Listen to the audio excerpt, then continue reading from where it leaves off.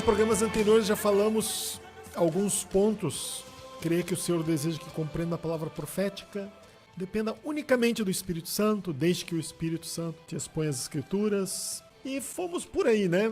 Busque, espere que Deus lhe abra o entendimento para que compreenda as Escrituras. E eu estou aqui no quarto ponto, são 19 pontos, na verdade.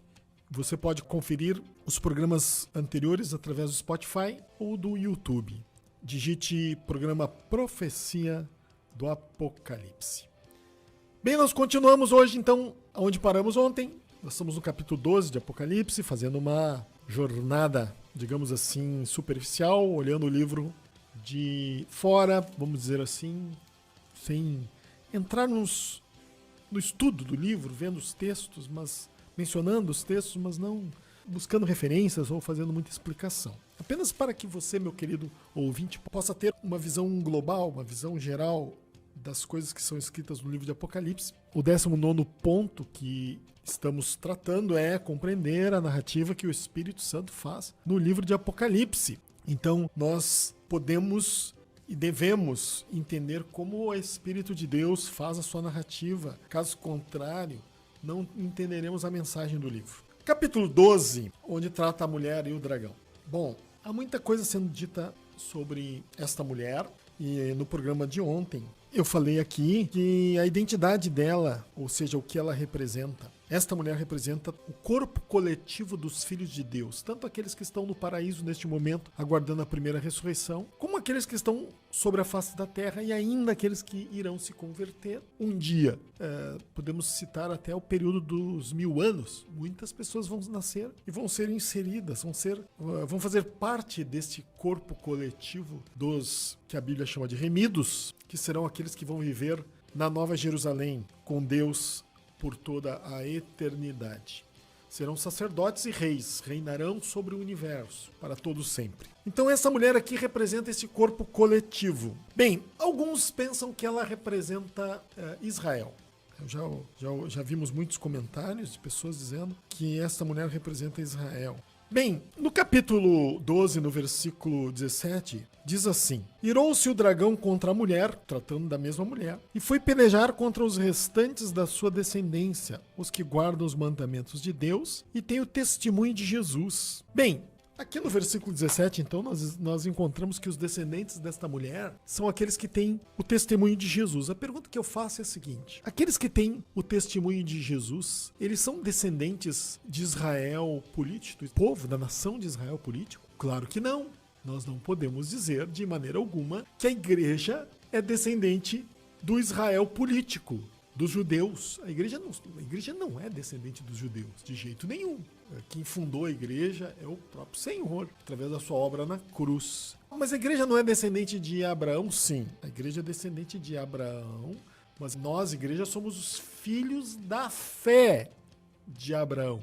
Somos os filhos da promessa. Então esse texto aqui está falando da descendência dessa mulher.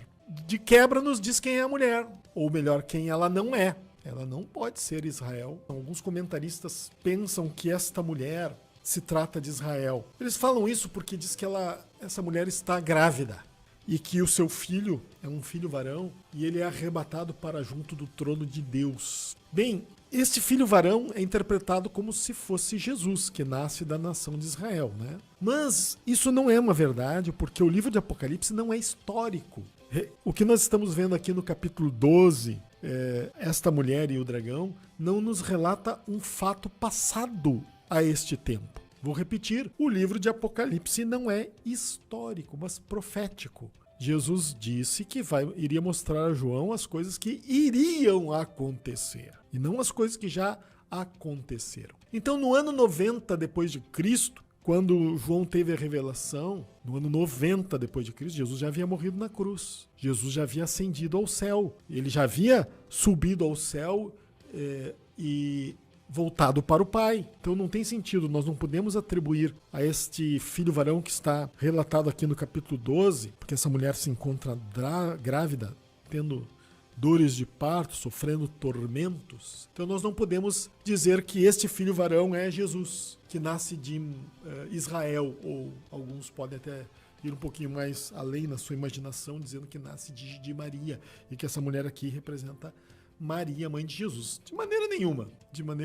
Não tem nada a ver com esse assunto, não encaixa com o relato que é feito aqui no capítulo 12 do livro de Apocalipse. Não devemos esquecer que o livro de Apocalipse é uma profecia única e ele não pode ser interpretado de forma isolada. Nenhuma parte do livro deve ser interpretada de forma isolada. Nós não podemos tirar o que está sendo dito aqui do contexto de tudo que é mostrado dentro deste livro. Então nós temos que entender o que estamos lendo aqui dentro do contexto da narrativa que o Espírito Santo de Deus faz no livro e na própria profecia da Bíblia, né?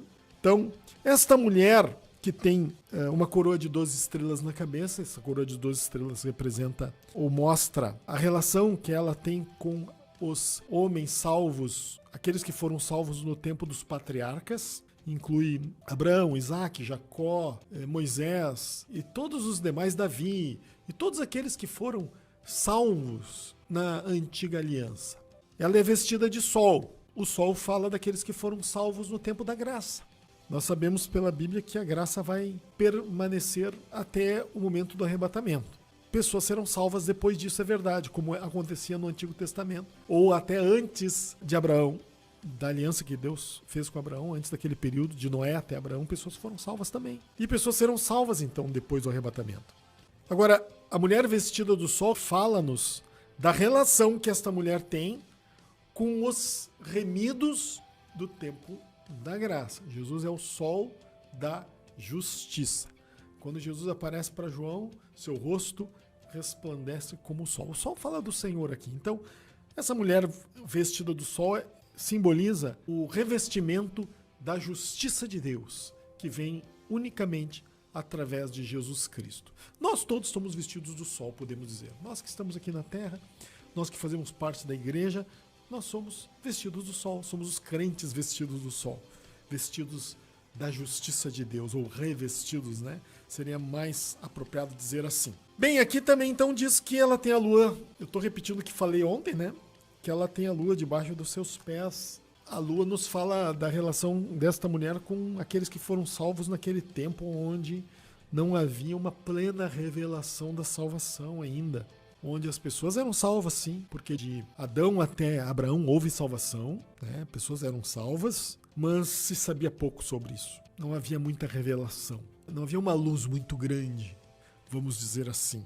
Apenas uma penumbra, né? Como é a luz da noite, né? Onde a lua nos ilumina. Então, se tinha uma promessa de Deus e os homens podiam ser salvos. Então, em outras palavras, essas três coisas nos mostram a relação dessa mulher com esses três períodos que a Bíblia chama de dispensação. 3 dispensações, né? Onde pessoas foram salvas, pessoas que passam aqui nesta terra. Uns hoje estão no paraíso, aguardando a primeira ressurreição. Esse grupo de pessoas que foram salvas até hoje estão lá no paraíso, aguardando a primeira ressurreição, e nós que estamos vivos estamos aqui na terra, né, na face da terra. E como disse, há aqueles que ainda vão se converter, que estão incluídos nessa mulher. Então vejam a sabedoria de Deus, né? Deus mostra, através de uma figura, mostra pessoas salvas em todos os tempos. Vamos continuar então. Essa mulher acha-se grávida. Bem, acha-se grávida e grita com dores de parto, sofrendo tormentos para dar à luz.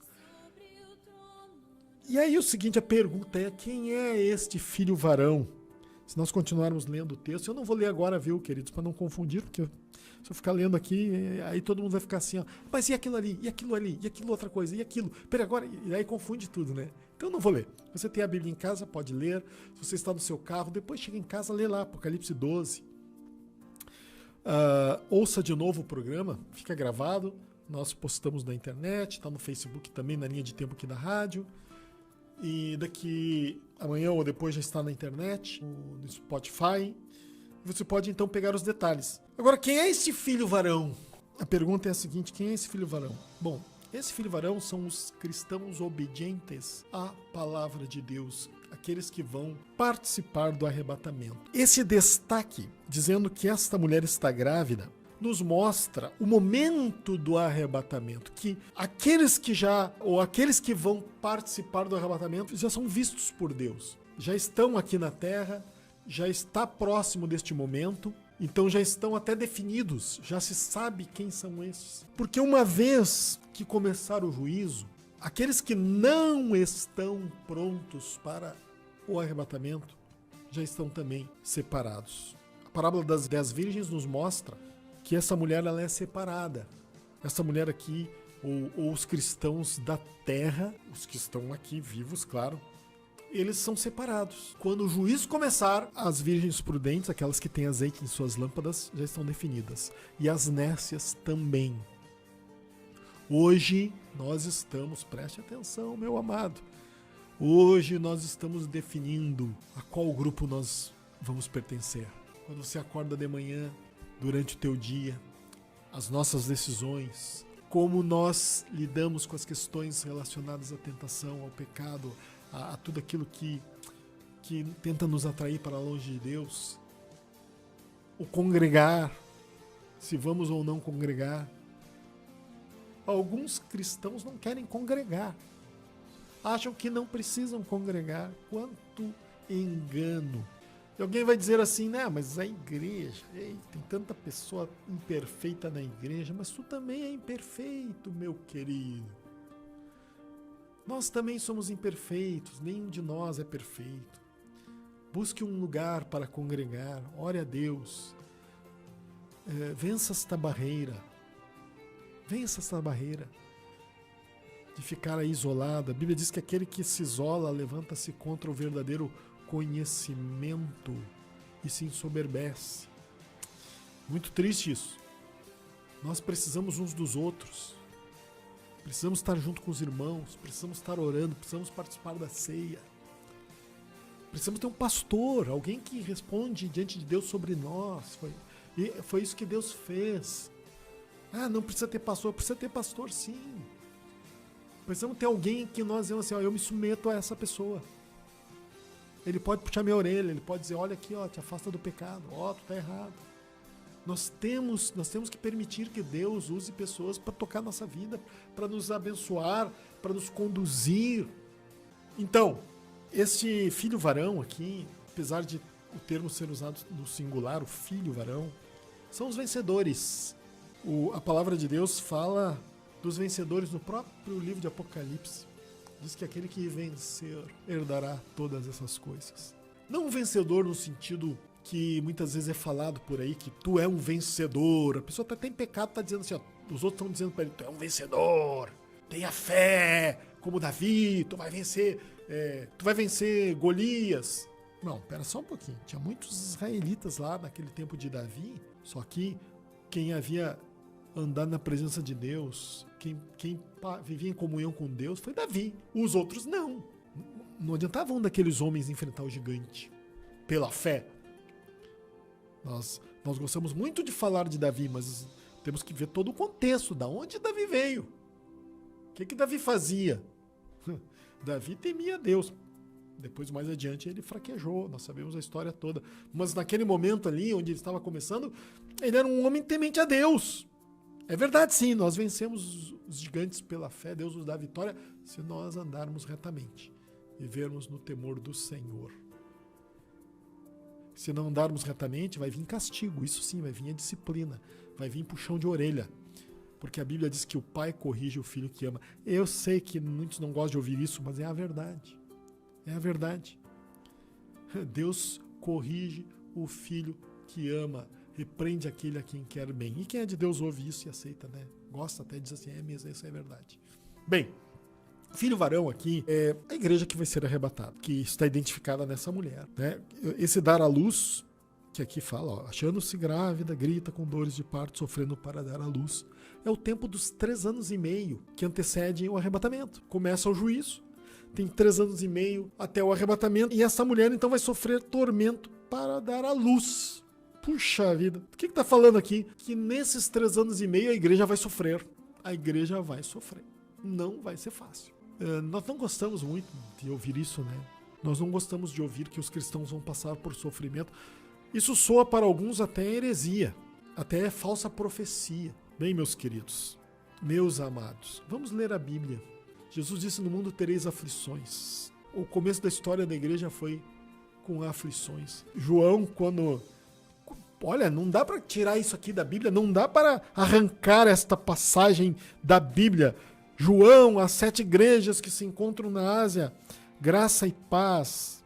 Aí João diz assim: eu, João, irmão vosso e companheiro na tribulação. O que nós vamos falar sobre isso? A tribulação é no reino, por causa do reino, na perseverança em Jesus. Este é o motivo da tribulação, não por causa do pecado. Aí é que é a questão. Eu quero terminar o programa, já estamos chegando ao final, tem mais 3 minutos só, né? Eu quero dizer o seguinte, que nenhum de nós sofremos por causa do pecado. Ah, meu querido, nós podemos sofrer por qualquer coisa. Podemos sofrer por causa do mundo, por causa do país que vivemos. Não estou falando agora do Brasil. Tem muitos irmãos que vivem em países onde há perseguição do Evangelho. Na China, em outros países aí que a gente sabe, países árabes, onde há perseguição, onde há intolerância, e onde não se pode declarar a fé publicamente. Mas nós podemos sofrer por causa da nossa fé. Não há problema nenhum. Podemos sofrer por causa do desemprego, podemos sofrer, falando aqui do nosso Brasil, né? Podemos sofrer porque o salário não foi pago, está empregado, mas o patrão não pôde pagar o salário em dia. Muitos funcionários aí públicos federais correm esse risco. Todos os dias a gente está ouvindo falar disso aí.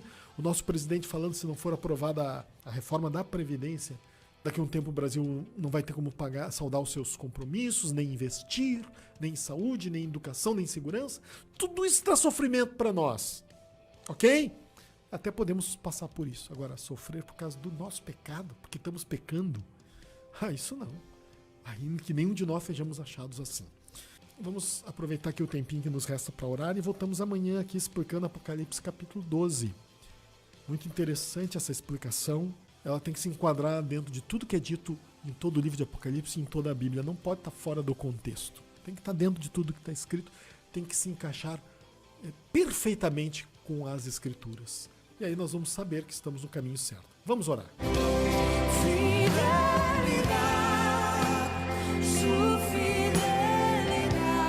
Bem, amigo, antes de orarmos, tem o livro 24 Extraordinários Eventos da Profecia do Apocalipse. Confira no nosso site apocalipse.net.br e você vai saber detalhes de como adquirir este livro.